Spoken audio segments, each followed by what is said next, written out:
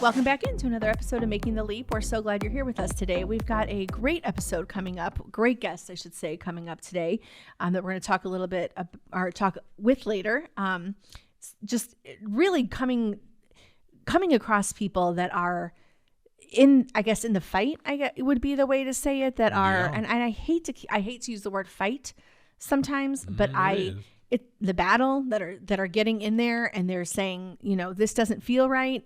I don't like what I'm hearing here. I want to take a look at that closer. And I think those are the people that if you're sitting on the fence, if you're not sure what you want to do with your kids, if you're not sure how you want to take the step forward, I think today talking with her, that will be a good person, I think, to listen to with a book to share that we'll talk a little bit about as well. And so we're just so glad that you've taken the time to listen with us today. Her name is Kristin Grubbs. She wrote the book called Deep End of Public Education, and we'll get into it more in detail with her. But her story is like so many stories, ours and others you've heard. She didn't know what she didn't know, and boy, when she started to dig, and it didn't take long, her story, what you're going to hear about what she's uncovered and what ultimately it really and she moved with rapid speed. I found. I don't know how many people move with the speed you're going to hear she moved with. Right. I felt like we moved pretty quick. She moved quicker.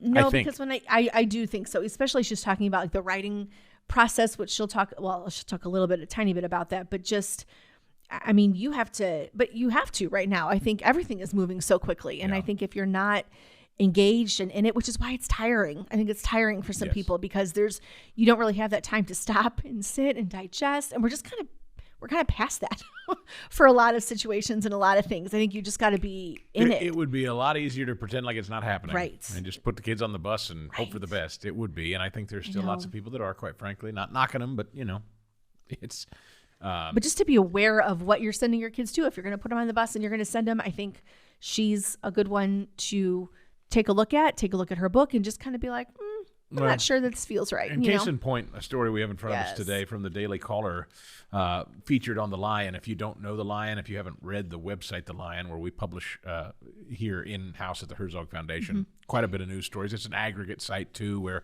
other stories that are related to public education, we'll feature them there at The Lion. So go there if you haven't gone, readlion.com, and if the subject matters interest you, there's a bevy of stuff there every day. And they do what they can, I think, to keep pulling in stories from across the country that are relevant, like this one, which the title of it is Middle Schoolers Allegedly Bullied Their Peers into Participating in LGBT Day of Silence. Yeah. And so this kind of talks a little bit about school out of New York, who there were some students there who felt like they were being bullied into participating in this. And this Day of Silence is designed to garner support for students who fall into that LGBTQ realm. And so they'll go around and they'll say, will you take this pledge? Will you stay silent in honor and out of respect for those who are in this struggle? And I think it's, for example, I know at our kids' school previously, this would happen, and it wasn't something that was generally sent out to parents to make them aware. It was something that was kid generated. Kids got it going, obviously with the support of adults, but they would send things out. They would tell, share their information with all their friends, their peers at school. And these kids in New York said that they felt compelled to participate, which it's upcoming. It's coming up in April 22nd. So probably actually like right now, like today actually is probably what's happening. April 21st, April 22nd. So the students and some parents, some wacko activist parents get together, and the school has plausible deniability because they say, well, we didn't organize it. We're not sanctioning it, right? Or even if they do sanction it, they don't necessarily have to go out and broadcast it everywhere. So they can just say, this is what we're doing. Don't have to participate if you don't want to. These are the sorts of things when you put your kid on the bus, your kid may experience this and they'll never tell you. Right. They may never tell you that there's a day of silence today at school. And what is that? Well, I have to wear black, or I have to be quiet all day. And maybe they weren't raised to believe in not disrespecting people, but they don't want to celebrate or whatever. They went to school. Or they're just uncomfortable with it. I just think about the people that are just uncomfortable. Like, what do I have to be silent about? What? I'm not sure I even know what you're talking about or what you're doing, and so they don't want to. And basically what was happening at this school, participants of the Student Gay Alliance were going around with the sign-up board asking their straight peers to sign and agree to being silent on that specific day. And so then children sign because they're afraid of how it's going to look if they don't. So it's like that coercive the new trend is silence is violence. Right. That's the new tactic. If you're not participating, you're against us. Right. And that's a new disturbing trend from adulthood all the way through kids. Right. Yeah. And so they went ahead and they said this is bullying on behalf of these students. Like, there was an organization that went ahead and said requiring students to remain silent as a form of political activism violates their free speech guarantee of the First Amendment. And so at the time of this writing, it wasn't really clear if the school was requiring it. I don't really think they can. But it was a way to just kind of push that narrative of everybody here is doing it. You either come along, and if you don't, it means you're a hater. You hate what we're doing. Let's tell the story of our own personal experience with this. So when our son was in 7th grade, he went to school on this day of silence, which I will also say too, I didn't share this with you. He went to school and he was like, sure, I'll take a pledge to be silent. I don't have to talk then. That means I don't have to answer questions. I don't have to take the quizzes. I don't have to do all these things. And I said, that's silly. Don't be silly. Like, he liked to always push the envelope with that. Yeah, our oldest is a natural contrarian. So he 100%. So he went to school and I said, no, you're not going to do that. If you don't want to be part of the day of silence, don't be. Don't make a mockery. Don't do it. I should just point out, this is 5 years ago. Right. So it's not new. Last year. It's not a new thing. This is 5 years ago. Yes, actually 6 now because of where he's at. So again, a little bit of flogging of myself here and you. Mm-hmm. These are sorts of things that should have been alarm bells to us 6 years ago, and we ignored them. Well, and he went into school that day after I was like, you don't have to take any pledge, but you don't need to be obnoxious. Don't be that direct. So that was my angle of it. I knew it was there. I was like, that's dumb. School sanctioned keep going. or not? The students... The school was aware of it. The school did not specifically come out and say everyone has to participate. It was an optional activity at the time. But I do not think any email was sent to parents because you would have gotten it and I would have gotten it. Yeah. I knew about it because he said, cool, I'll just be quiet at school. Ha, ha, ha, it'll be funny. And I was like, I don't really know that that's their point. So he went to school and then came home that day. And this is where I did get upset because he came home and he said, do you know what happened? He said, I went into my first hour class and I had a substitute teacher there today, and she immediately made an announcement at the very beginning of class that she wasn't going to tolerate anybody being disrespectful about this day, and she wasn't going to have anything to do with hearing any objection about it because this day was very important to her. And I said, what do you mean? And he said, well, she's lesbian. She's the lesbian. She's the substitute that's a lesbian, and she was going to make sure that nobody spoke up against it. Nobody said anything. And so I said to her, so I'm not allowed to have a differing opinion? And she said, no, not on this. This is important to me.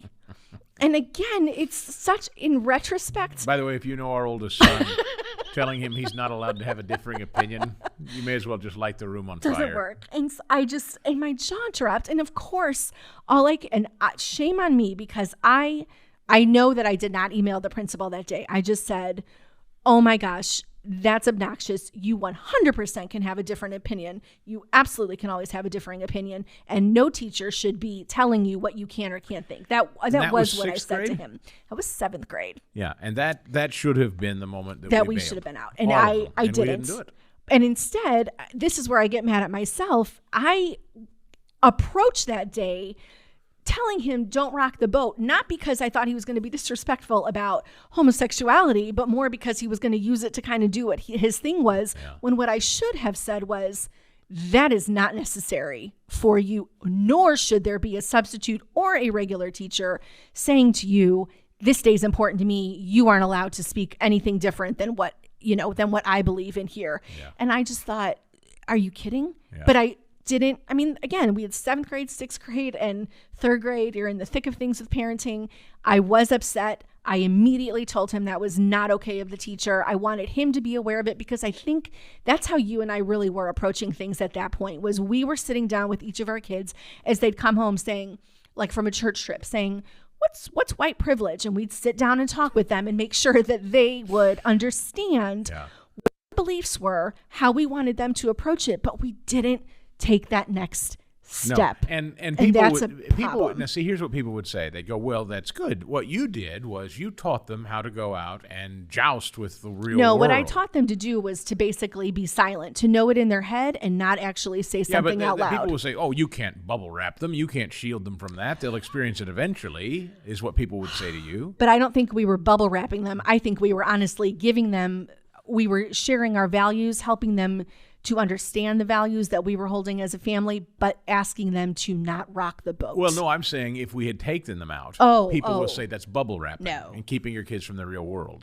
No, because the real world should not be a place where you're told, even though we are, a real world should not be a place where you're told you can't speak if you don't agree with this opinion. Mm-hmm. We see it all over with every single issue that comes up, whether it's beer cans or transgender athletes. We see it everywhere. And instead of saying, well, that's not what we believe, here's why, and going in our house, that's sheltering. I don't believe that. No. I believe giving them an understanding of where we are as a country, that you are actually guaranteed the right to speak. I do think our kids are critical thinkers because we told them what we believed and what we valued. And when they heard things and asked us, we countered. Right. So I think they were constantly full of the counter message, but we sent them out to do the battle when we really, as parents, should have stepped in. Well, we should have pulled them out, right? Because it isn't at that point. It's not for them to fight. It's not their battle, right? It's not their battle. Yeah. Now, as 17, 18, 19-year-olds, okay, hopefully we've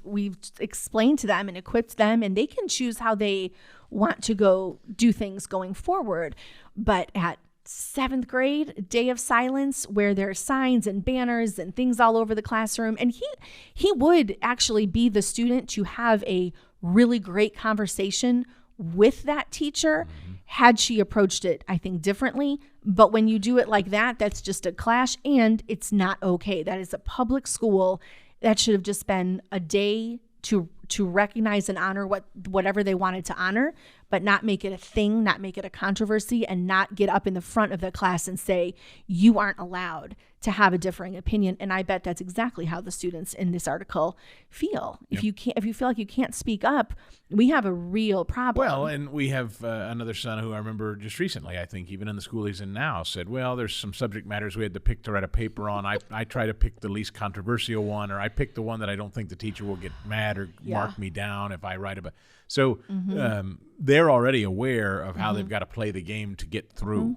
And I just, doesn't that how sad. That's it's terrible. So sad. And that's what they'll be headed into with college. And it's why I'm honestly kind of glad we have one that probably isn't going to necessarily go the traditional college route. And I'm glad. I'd rather him go another one through that doesn't life. Want to do gen ed. Look, both of our boys have already seen the waste of going to a 4-year institution. Just totally blown, wasted money. They don't see the value in it, nor do we. Which is not to say we're against college, but specialized studies, yes. Gen eds and that kind of stuff, no. Sending your kids off to a 4-year institution is like lighting a brush fire with a bunch of radical left-wing ideology. And if they've learned already at this point that in their junior year or their sophomore year or whatever, that they can't write a paper on abortion because the teacher says it's too controversial and they're not going to talk about it. Yep. Yet that's something that they believe in and they think is important. So they've already been told, no, like, yes, you can have that opinion. No, it's not for discussion here.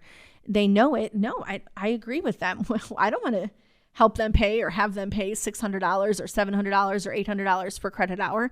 Absolutely not. So if you have a way to do it differently, fine by me. Yep. And it does make me sad when I think about the different experiences probably that will have either they won't have or will have drastically changed from the way we had them because of this. But I'm also glad that they're aware that that's just not the path that they want to take. And how many kids we know, parents that we know with kids in college who play the game to get the grade, and that's not what learning is about. And it's why Kristin Grubbs has written her book, Deep End of Public Education, and why she has spoken out, ultimately pulled her kids. She has a fascinating story, and we're going to explore it today. Kristin, so glad to have you with us today. We have been looking forward to this. I know that Chris and I were talking earlier that I've seen bits and pieces of your book that you've written, of the challenges that you're facing, and I just really am so excited to have you here. So welcome in. Thank you so much for having me. Quite a journey. You have kind of gone to battle. Maybe you have felt frustrated at times. The thing I like most about your story is your perseverance. You have not stopped. And even though maybe you've hit some roadblocks and walls, you continue to, you're like water. You keep finding a path. Oh, I appreciate that analogy. Yeah, it's definitely not been easy, but if you asked anyone in my family, they would tell you I don't usually take the easy route. So I'm up for a challenge. Should we start at the beginning and kind of walk us through your story? Sure. Well, kind of the gist of my story is I grew up in Lee Summit. I went K through 12 in the education system here, public education, and so I'm a product of that. I got a great education. I have great memories from that. And so after my husband separated from the Navy after 10 years, we came back and to be around family. And so from like 2014 to, last year, no, I guess 2012 to last year, we had, for a decade, we had at least one of our own kids in the school district here in Lee Summit. And so we've got 4 children, and we saw those challenges through COVID. And we saw, when we started hearing decisions from the district that just didn't make sense. They didn't make sense. And I started leaning in. I was like, this isn't right. Something's not right. And so I started going to school board meetings in the fall of 2021. And by November, I should just say November was like my awakening moment. Like I knew I'd heard all these suspicious things, these ideas, CRT, SEL, all these things. I didn't know what it all meant. I had heard people say things about socialism, Marxism, all this stuff. And so I'm just a curious person. So I just listened. I went to the board meetings. I stayed for the whole board meeting. Ooh, that's tough. I didn't leave after all the fun little presents. It is tough. You listen to all the boring stuff, all the stuff that people normally like snooze away on. But that's where you hear things. Right. And so it's normally in the latter part of the meeting where you hear a lot of the deeper discussions. And so that's what happened in that November meeting. They were talking about remasking the kids. Do we keep them on through winter break? Do we not? And what that means for the district, for the people who have to deal with, like figuring out who's been next to who in what classroom and who needs to be quarantined and this, and it just didn't make sense to me. Their decisions had nothing to do with public health. I should say it had nothing to do with our kids' health. I'm sorry to interrupt, but was masking what drove you to the meetings initially, or was it curriculum? It was masking. Okay. And then the curriculum and other things came, like I learned more about those things later. Okay. But the masking was it, and then yeah, like so many of us, I'm sorry, I was just clarifying, like so many of us, it seems like COVID was the gateway drug to so many of us who started digging and finding out what we didn't like. COVID was your story too. That was the entry point. Absolutely. Yeah, okay. And there's more to what we experienced through COVID things and how our district, made decisions for that. But that particular November 21 board meeting opened my eyes because they not just talked about masking. They talked about, it was their first read through of their equity policy. And the discussion just did not make sense. What they were saying they thought equity meant is not what they were trying to put into place. And so I'm like, how can they talk about, like, this just doesn't make sense. So I started diving in, and by December of 21, that December board meeting is when they were, I went ahead and signed up to speak during public comment, because they were addressing a book that I did not know, but it had been under review. And it had been to the point, so the way the review process goes is if a book is a content of a library book or curriculum or whatever it may be is being questioned, they will, so a person, a parent, whoever in the community can file a complaint. And then the superintendent assigns a committee to read the material and look it over and review it and make a decision, a recommendation as to whether retain the book or material or remove it or have it keep it with restrictions. Well, they'd already gone through that process, and a parent had appealed the decision of the committee, meaning that book then went on to the school board to review. So the actual school board members had to read it and review it. So that December of 2021 meeting, they were making their decision and their vote on whether to retain the book for good, because then the school board members, their decision is final. Okay. Well, I spoke about this book because this book has, shall we say, pornographic material in it. Okay. And they had decided to keep the book. I was speaking against Missouri law 57 4, which says you cannot furnish pornographic materials, and it goes into detail what that means, but to minors, and knowingly furnish it to minors. Well, our school district has very few adults in it, as in like children who are actually 18, or older. So they knowingly providing it. And anyway, so that kind of opened my eyes to a whole other problem in the district. Okay. Well, by January, we had, January 4th or 6th, I think it was, our district had an emergency meeting and decided to readdress the masking issue because they had let kids come back from winter break without masks in all school buildings, even though the high schoolers got to be without masks for a little while. But, COVID counts were up, so they let them come back without masks.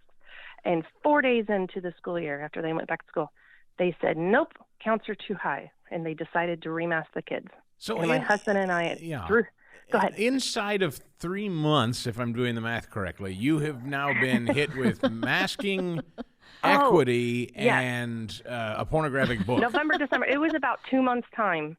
From like mid to late November all the way through like the first week of January, I was just like a ton of bricks thrown on me. Well, that is not a Merry Christmas. Yeah, but none of these subjects are related. That's what I want everybody to know. Like these are things that you just kept tripping over one at a time. Right. Yeah. And it was astounding because at every turn there was something new. Me, I was just thinking, oh, this mask stuff doesn't make sense, or these COVID protocols don't make sense. And I mean, because my daughter, my 15-year-old, well, she was freshman at the time, so 14, she had already been sent, we'd been given emails saying, oh, she was in close contact with someone who had, COVID, blah, blah, she needs to quarantine. And I'm like, three, I looked over, I think it was, I can't remember how many emails, like 7 emails over that whole school year she'd gotten saying she was in close contact. I think 3 of the times she was not even in the classroom when that child was in the classroom. So they had assumed she was there. And so they were telling her that, she has symptoms, she needs quarantine. I'm like, she wasn't even there. Like she herself was not in school that day. She had an appointment or whatever it may be. So they were assuming. So I'm like, this is a flawed system for them to send kids home to quarantine, and they can't even confirm whether or not they were in the classroom. That wasn't that long ago. Wouldn't it be lovely? The thing is, it wasn't that long ago, and wouldn't it be lovely? Wouldn't you feel a little bit warmer toward your district if today they said, wow, in hindsight, we really kind of got that wrong. Messed that up. That was kind of silly. I mean, wouldn't you feel a little better? Yeah. I mean, I hear no contrition if they would admit from it, anyone. That'd be great. Yeah. No apologies. No one's willing to admit it. No apology. So all these separate things were occurring, right? And so by that first week of January, after that emergency meeting, we'd already decided if they put masks back on the kids, because I'm like, we're all for choosing. You get to choose whether you mask yourself. My oldest has asthma, so for her, it was already challenging to go up and down the stairs at school with a mask on in the rush between classes. And there were several teachers that she dealt with at her high school that were, pretty much the first half of her day, you keep that thing over your nose, and if you don't, you get yelled at. Right, and so it was like, they're allowed to have water bottles in the classroom to drink, but if she slips it down below her nose or below her mouth to take a drink, she better darn well put it back up quick, or she's going to get yelled at. So for her, my student who loves learning, loves that connection with teachers, was now separating herself from school. She did not want to go to school for the first half of the day. She just did not. And I'm like, this is not healthy. This is stifling my kids' love of education. And so that was one of the signs. There are other things that happen with like our other daughter, she had other things going on at school, but not so much COVID related. But so all this stuff kind of came to this point that first week of January, and we said, we're done. We had already decided during winter break, if they mask them again, we're pulling them. And so we did. It took till about mid-February to get all 4 of them. They had to go back to school for a little while. We told them, hey, if you don't want to wear a mask, don't. You won't get in trouble. You are not going to get in trouble with us. It'll be fine. But kids, they're told to listen to their teachers, obey the rules, to respect authority. And so they didn't want to make a scene. They didn't want to resist. Sure. I'm like, I love that, but I kind of hate that. Right. It's a hard balance sometimes. Yeah, they're crossing a boundary. And so, we as adults who grew up in, our recollection of this country is you have choices. You follow the law, but if they're crossing those boundaries where they're making those choices for you, they're crossing the line. So you have to know where those boundaries are. And they're kids. They don't understand that yet. Right. So we pulled it. It took about till mid-February to get them all transferred over to Missouri Virtual Academy. It's basically public school provided by the state, but online. But so then you were home, so up, they weren't in school having to deal with the masks and dealing with all the extra stuff. Okay, yeah. So this was a period of not 6 months. I mean, this was really... You went in November, and by January, you're pulling them. No, by February, they're already in Missouri Virtual Academy, which I have to say, for online schooling, Missouri Virtual is amazing. Now, mind you, it's public education, and it's served out of, I think, the Grandview School District. Okay. So it's not far from here, but they serve students in the whole state. So some of my kids had students from St. Louis, in their classrooms. But it was the way the online schooling was. They used Stride K-12, which is like a nationally used system of online education, but beautiful, so streamlined. I mean, the teacher, I could text the teacher. He could text me during the day, in the middle of class. Oh, your son's not on yet. I mean, it was major difference. Accessibility to the teacher, amazing. So if you're going to do online education, even public education, which makes it vulnerable to some of this government stuff going on, but I was very happy with Missouri Virtual Academy. Interesting. Okay, that's good to hear. A lot of people were very down on virtual learning. You were high on your experience. But this is... our local district, the way they did our online academy for Lee Summit, it was very different, nowhere near as streamlined. Every teacher had their own way of doing things, so it was confusing. Where do they turn this in? Which software, which program do we use? So this was separate from Lee Summit. This was a different, completely separate. Okay. And everything was streamlined, so you knew exactly where the assignments get turned in. You knew exactly where to find them. It was so much easier. And you put I finished my degree, my English. I'm sorry, you put all of your kids in on this online program run through the state of Missouri, and you rode that out for how long then? Just through the end of the 2020, but the end of May of 2022. Okay. So the previous last school year. And then over the summer, it was a lot of, oh my gosh, how are we going to do this? Because we knew we wanted to homeschool. It'd been on my heart for a few years now, actually. But I was not ready. I have my own small business that I do work at home. I make little handcrafted gifts. I sell them online. So how do we have time for this? Not that I don't have time, because I'm fortunate enough to be home and work from home. But being at home and working from home is also not the same as being at home with nothing to do in front of you. It's hard. And money. It would then be a 10th grader, a 6th grader, and 2 5th graders. I'm like, oh my gosh, how do I do? Which I think I'm going to interrupt you for a second. Well, I was going to interrupt you too for a second, because I think that's something that's important too, that we do talk a lot about here, is the difference when it comes to homeschooling for parents, especially when they're starting in the middle, which is what you're doing. Starting in the middle, it's not the cutesy, 4 or 5-year-old that are excited and get to run outside and play games. It's different. So I really give you credit. We don't talk to many homeschoolers who start in the middle of a kid's educational journey. Let alone it's normally high school. Little kids. Right. Yeah. Right. So I give you a lot of credit just for thinking that. And it's always in my head, but I'm... And it's were hard. they receptive? Let me ask you that. When you said time to homeschool, did they like the idea? Well, we had already been talking about the option all through winter break. And they knew, when COVID hit, even so years before, they knew, because we told them straight up, life will not be the same. You don't understand the grasp of this yet, but the things that are occurring right now are changing our country, and our country will never go back to what it was. It will never be the same. It will be different. Maybe we'll find a new normal, but it will not be what it was. And so they knew that from the beginning. But that winter break, we had discussed, okay, homeschooling, what would that look like? How would we do this? Where would we do it? Do we have table space or desks or, materials? How do we get this? So we had lots of questions, and we discussed it. And honestly, my kids missed about a week and a half of school that January after that decision was made, because I just refused to send them back unless they were willing. They were like, I don't know what we would. And I'm like, I can't consciously send you back and force you to do these things, because I see the bigger picture. Yes, I know you need education, but I see the bigger picture here. There's more complex things going on than I could even begin to explain to my kids. And my husband and I both saw it. So by last August, we're like, okay, it took me a little bit, because meanwhile, my small business was totally on the back burner, because all of that stuff, that research that I started that December, and then January, I started looking into the Panorama surveys because that was coming up, and my kids would have to face that before we got them pulled from the school. And are the so, Panorama surveys, are those Missouri, are those statewide, or are those national for people that aren't aware? I think Panorama Education Inc.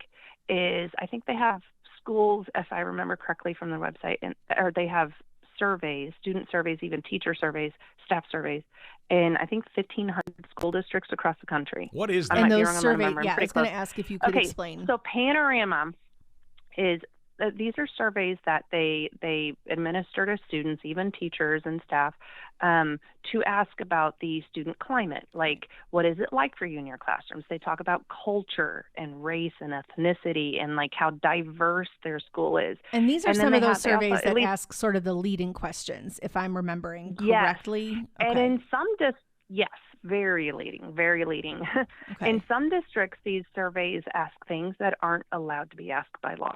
Now, they've learned how to, and I say this because we have laws against asking certain things about sexuality and gender and that type of stuff. And I do know that this company has questions like that. But how this works is a school district can choose sets of questions. They can come up with their own questions. What's the point of hiring a survey company if you're not going to use their questions? So they can choose sets of questions to have on their district's student surveys. And these questions are very leading. Things like, do you feel like you belong in this district? Or do you feel, like very loaded questions. Right. This is the stuff, if memory serves, my news memory is kicking in here a little bit. Is this the thing that our Attorney General Merrick Garland's son-in-law was involved in? Mm-hmm. Yes, I was just going to say, his son-in-law is one of the co-founders of Panorama. Yeah. So this school districts pay them a lot of money to do this. Yes. Lots of money. And so this is one of those conflict of interest when you think back to Merrick Garland when he was saying, like the NEA sent a letter to him saying, hey, these parents at school board meetings are being, rowdy and they're causing problems and they're threatening people. We need you to bring out all the troops. I discussed this in my book about all the different laws they were trying to throw in there, all the different the protection type stuff, they're terrorists. We have so many laws in place that, if it applies, then we can bring in the National Guard, or we can bring in. And so they wanted to enact anyone and everyone that they could against parents at school board meetings who were upset and airing their grievances before their boards, which we're legally allowed to do, right? Mm-hmm. These Panorama tests, if I may, Kristin, I'm sorry, I don't mean to skip all over, but were you saying that these tests, these surveys, were something your kids had to take even though homeschooled? Not homeschooled. No, this was something that they had. It's about, there's technically two portions to the survey in our district. There's the social emotional learning section, and then there's the culture and student climate portion. And the student climate and culture one is given more to the older grades, and that's given twice a year. And then the SEL portion of the survey is given 3 times a year to all from 3rd to 12th grade. Right. Okay. And so you're asking third graders, do you feel like you belong here? And things they don't even know. Can you change your level of talent? Can you change your level of intelligence? Right. And these are questions that I break down on my Deep Into Public Education Facebook page, as well as in my book. I break down what these questions mean. Why did they choose these words for these questions? Because honestly, they're very loaded, and you can tell by the breakdown there is an ulterior motive here. You can't change your level of intelligence. That is just something it's inherent. It's to be clear, what I mean? You can change how much knowledge you have. Sure. Just staying on your story for a second. This is something you encountered in the district, because what I don't want people to do is get lost in your personal story and the problems that you're expressing with the district. So these tests, these surveys, didn't have anything to do with your experience at this point. These are things you discovered later. Well, we did have an experience in the fall before we pulled our kids that I didn't know much about the surveys, but I knew they'd be coming up soon, and I'd heard questionable things. So I'm because we're allowed to opt out our kids, opt our kids out of taking them. But the district has not been very forward with telling parents that. So it's assumed that it's required. And so I'd heard, because I have a group of people I started really not paying attention to all the mainstream stuff. And I started hearing these other things and reading articles. I'm like, oh, okay. So technically to opt out of this, right? So I'd said, hey, I don't want my daughter taking this. Well, in September when they were given, she didn't. They didn't require her to take it because I said, I'm opting her out. Mm-hmm. And then in December, when the surveys came up again, they were administered to her. And I said, okay, no, I had opted her out, which is supposed to be in place until you opt them back in. Okay. That's how it works. You opt them out, they're done. They're out. They're not supposed to be administered the surveys unless you change that decision. Okay. Well, she was told during class one day she had to take the surveys. This was during her homeroom class. Mm-hmm. She had to take them to be able to get to her other work, Wow. her other homework. And so kind of, a student, a little 10th grader or 9th grader at the time, like she's going to backtalk the teacher and say, no, mm-hmm. my mom said I don't have to do this, and she's not one to normally stand out like that and be like outspoken in that way. So she just kind of like fumbled her way through, answered a few and turned it in mostly blank. Okay. So I was proud of her for that, but it was like, so she's kind of being coerced. You can't do your other homework until you do this, even though that teacher knew that I had opted her out. And so you knew that coming up into this fall, if you were going to put your kids back in, that was going to be something. And so that would be a problem. That would be part of your decision. So when you decided to go ahead then and homeschool, and you told the kids, they knew, obviously they could see things were happening. They saw you were getting involved. You were, I think actively working here. I'm curious, and we also have, teenagers. I'm curious then, what was the adaptation like to the homeschool process when you come in and say, okay, like they know obviously it's starting to happen. Okay, so yeah, still working. In the more homeschool families I've been around, they're like, oh, don't worry about it. It's okay. They basically say throw out all expectations. Right. Now, that's a getting huge back piece to that of question it. about, how we, it was like my girls understood because they had certain issues at school. Right. My younger one was in 5th grade at the time when we pulled them, and we did not know, but she had there was a student that had been not good with her, shall we say. She thought she was a friend. Things did not go well. And so we didn't know the depth of it until we pulled them. And then we realized that she was not well. We had to, in those first few months, when they were in Missouri Virtual, actually, basically just surround her with love and affirmation that we love you. You have purpose, and you are, because she had been so run down by this environment at school, and she tried to seek help for this. Like the student is like harassing me essentially, and she was dismissed repeatedly, dismissed. And so she was not taken seriously, and we didn't know how deeply that was. I mean, I knew she had someone at school. She kind of told me a little bit here and there, like, oh, she wasn't good, she wasn't nice, because I could tell when she was in a mood when she came home from school. But I mean, like she was 11 at the time, so it's there's always a mood. Great, 5th grade. There's always some drama going on, right? Yeah. But it was deeper than that, and I didn't realize until we pulled them and she was doing Missouri Virtual. Like, we were just lucky to still have 4 children by the end of the school year, because it was a very dark place she was in, right. And so that opened my eyes to a whole other can of worms, along with all these other cans that were open.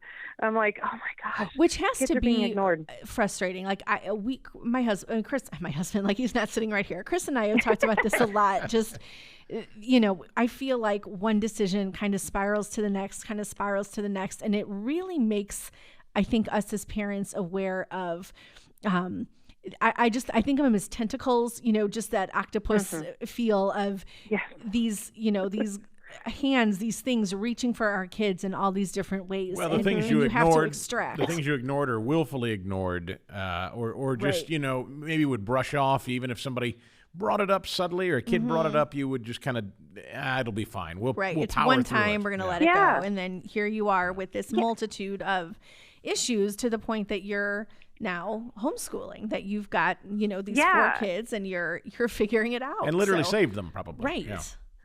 Yeah. Physically, literally saved them, spiritually. And I say that, like, meaning that so deeply, like I can't even express. And anyway, so So in that respect, so my daughters understood, and they knew why we had made that decision to homeschool. My boys, my twin boys, they were fourth grade at the time. They did not so much because they had not had those experiences. Sure. They had not, I mean, in our elementary school, I learned later, was like the cream of the crop of the district, in the sense that it always got all the new pilot programs of special needs and things. I mean, like, and my kids did need speech therapy and things like that, some of them, and reading specialist paras. And so I didn't know that the rest of the district was not receiving the same type of like help. So I was like, dude, our district's awesome. We're getting all this awesome stuff. I didn't know that my elementary was like where all the good stuff's going. That's where they kind of test it out, and then they send it out to other schools. Yes. So I'm like, so we have been privileged in that sense, that we had all these wonderful programs that some of the other kids in these other schools do not have. So I cannot like judge the district by what my kids experienced, because they had it better in some sense, in some ways. How about that stuff? You said the services that your sons did enjoy, though. Let's ask about that, because this comes up a lot. Right. Maybe not so much with homeschooling. Certainly with some Christian schools, we hear that the resources, the depth of money and resources that public schools have for services like your sons needed, only public schools can offer it. What would you say to that? Oh, gosh, no. Well, okay, so like my 3 younger kids all needed speech therapy to some degree or other. And so they did get that through elementary, all 3 of them, and it's done wonders for them, right? But alongside that, they also got, specialists would come in and help them with reading and writing and this, certain things like that. And so it's like speech therapy is something more, how should I say, specialized, in that I don't know if I necessarily, as a homeschool parent, would be able to provide what they received in the public schools. But the reading and the writing, like, I mean, I didn't learn that in my English degree education, but those are my passions. But so, I mean, like, in a debate, if I may, Kristin, I could provide that. Sure. I'm not being argumentative, but I'm doing it for the sake of people who would be skeptical. Right. No, I appreciate that. I'm playing devil's advocate, and they would say, well, Kristin, you've just made the case as to why public education was so beneficial to your kids. You couldn't have helped them had it not been for public education. Right. You would say to them what? Not necessarily. Because there are other avenues you can find speech therapy. I know I've listened to several of your other episodes, and yes, it's true. There are people out there who are separate from school districts or who have left public education, and they want to provide those same services, but not within the public education realm. So there are people you can go find speech therapists. I could probably, some hospitals, some other facilities, they do offer that. It just happened to be offered, and they saw a need for it when my kids were assessed at a young age, that they provided it. They were on IEP. Amazing. Our school district is awesome. I had no reason to question, because I grew up here too. I had no reason to question our school district. And I thought, oh, it's just amazing. But I had those rose-colored glasses because my kids were in even the middle and high schools that my kids went to. Like, they were pilot schools for things that I did not know that until I started doing all this research. So you're a calendar. So the kids at the other high schools, the kids at the other middle schools, were not necessarily receiving the same services. I did not know that. You're almost one full calendar year into homeschooling 4 children now, then. Is that right? Yeah, we're getting there. So when it comes to that, my girls understood. My boys, they have fought it. I cannot tell you how many times they're like, I want to go back to school. So I don't want to be here anymore. I'm not doing school today. And I'm like, still fighting it at times. Yep. And I know it's because they miss their friends. I know, and we have set up ways for them to get together with people and play and hang out. And we have connected with some homeschool families, and even our church has a homeschool community within it. I mean, like hundreds of kids, like hundreds and hundreds of kids in this homeschool community at our local church. And not even everyone in that homeschool group at our church goes to our church. Sure. But they utilize the homeschool group. So we have had opportunities, many cool things. Like, one of the things that our homeschool group at church did is they booked an opportunity to go tour Arrowhead Stadium. And so that was like the coolest field trip that we've done this year. We've done some cool field trips, let me tell you, because that's the freedom of homeschools. You can literally, you want to go? All right, let's go to the creek and let's go look for fossils. Like, we've done that.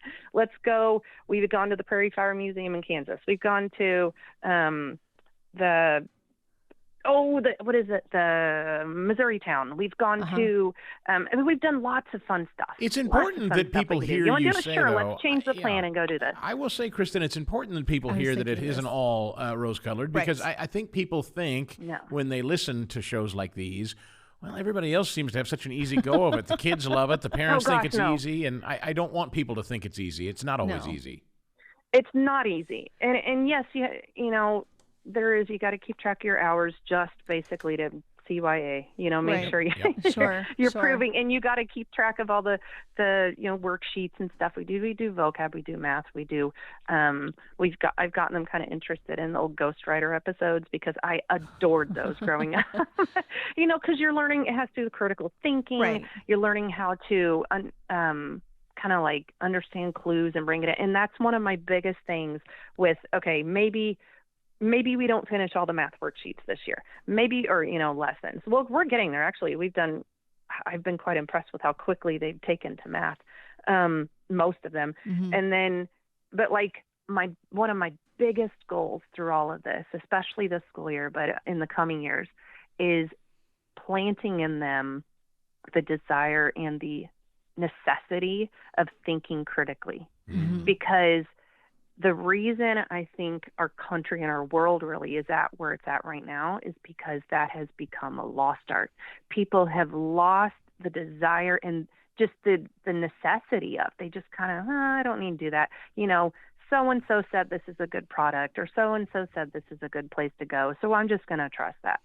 We've put way too much trust in others. And I hate to say that we shouldn't, but truly we have. I put way too much trust in my school district. Yep. I had those rose-colored glasses on, and I just assumed they had my kids' needs like at the forefront, and they don't. They absolutely do not. And with that, I know that you wrote a book, and I actually was trying to think how to, where to bring this up and how to do it, because I did want to make sure that the homeschool piece and the parental activism piece of things was what we mainly focused on. But I know that you have a book. It's called The Deep End of Public Education. I know that there are ways for people to find it. And I'm wondering if we'll obviously put up, where people can find it. We'll put that up for you. But if you very briefly, I wondered if you could just share a tiny bit about that, because I think that's the piece of it, is that it's just, we try to do what we're doing to bring awareness to people for their own benefit. And I think your book is probably a way to do some of that in a way we don't have to hash it out here, because I do think people can get the book and, like you said, think for themselves. I want them to read it for themselves rather than, us just say, go read the book. So if you don't mind sharing just a little bit about what you've done with the book and where they can find it. And then from there, we'll share with where to find it as well. Sure. So I wrote this book because I gotten at a point. I had been talking at board meetings almost every single month since December of 2021. I mean, there's a few I've missed, but otherwise it's pretty much been every month on different issues that they're addressing. And I got to the point in my research, because there's so many different things I share in this book. I share on my Facebook page.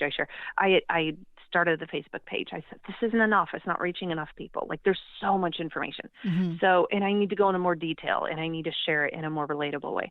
And so I started a podcast also called Deep End of Public Education.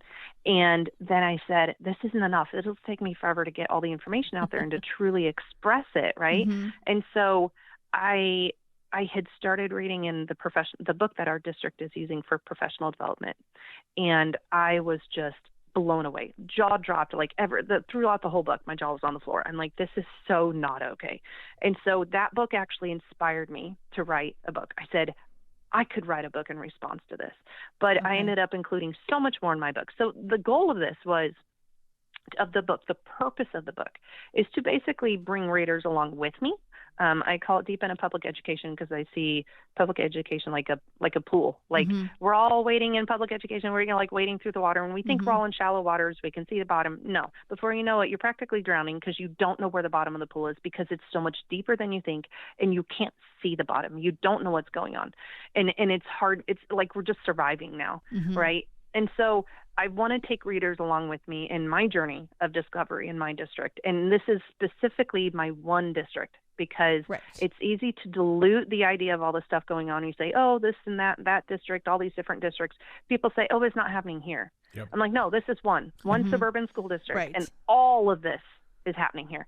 So I want to show them what's going on, how I found it, where I found it, and just questions. How to ask questions.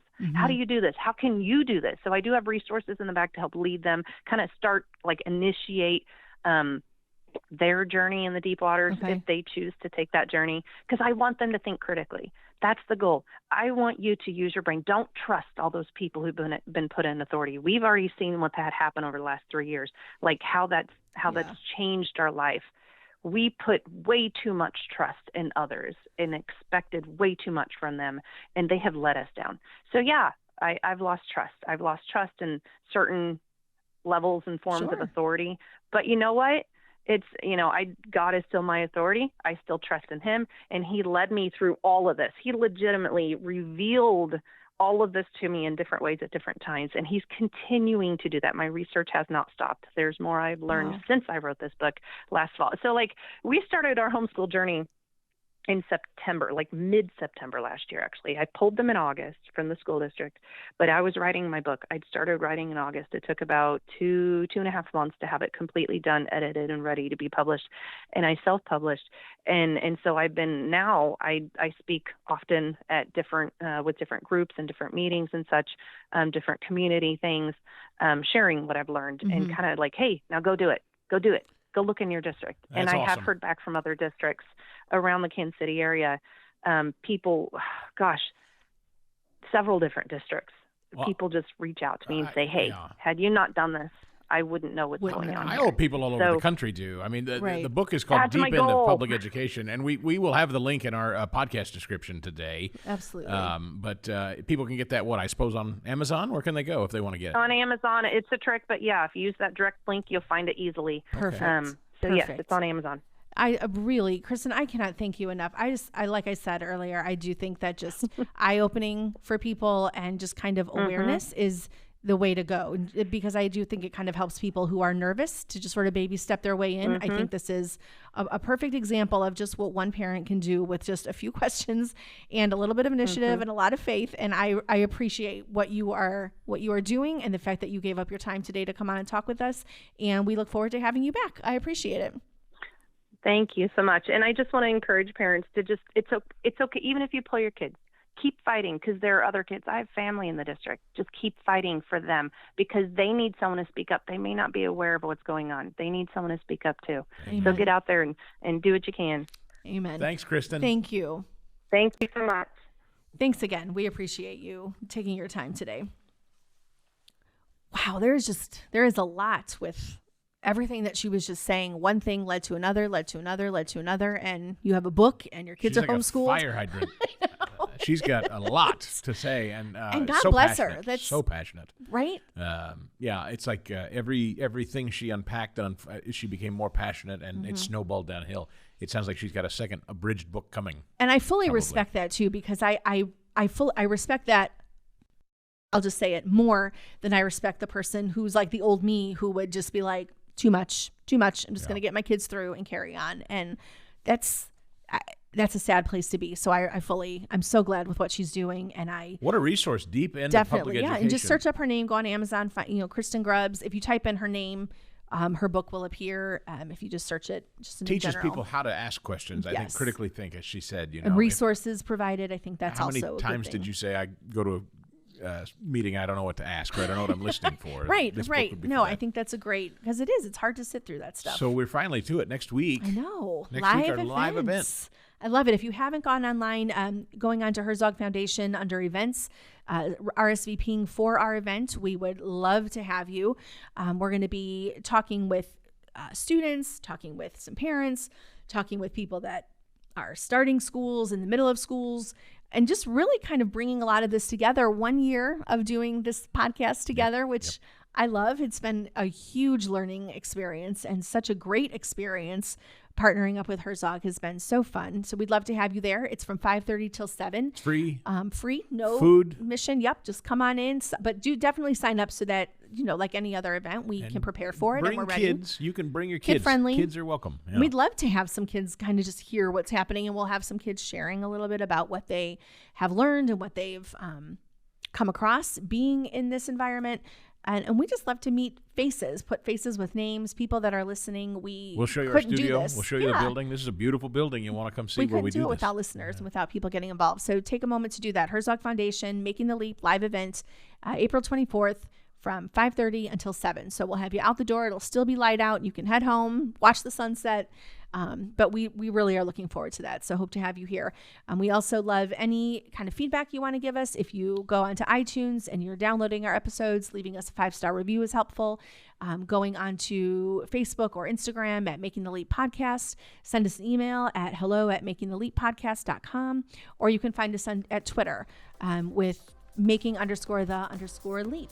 And from there, we will look to see you hopefully on the 24th, or we'll see you back here next week. Making the Leap is a podcast presentation courtesy of the Herzog Foundation. Please rate and comment on the show, as well as subscribe so you never miss an episode. And we'll see you next time on Making the Leap.